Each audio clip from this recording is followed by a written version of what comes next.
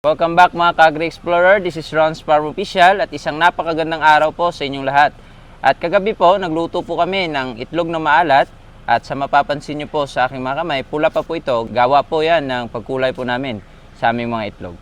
At ngayong araw po na ito ay schedule po namin upang ibiyahe at ipadala po sa aming mga stores ang amin pong produkto na itlog na maalat at itlog ng pugo.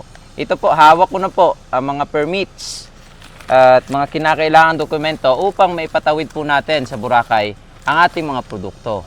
Yan po mga Kagri Explorer. So tara, samahan nyo po kami upang i-deliver po sa Katiklan Mainland at sa Boracay po ang ating mga itlog ng pugo at itlog na maalat. At para po makamit natin ang maganda, dekalidad at marketable po na itsura at na quality po ng ating mga produkto, gaya po ng produkto naming itlog ng pugo at itlog na maalat, ay kailangan po tayong gumamit ng mura at kalidad na feeds. At ang may re-recommenda po namin sa inyo ay ang feeds po ng Seedsy.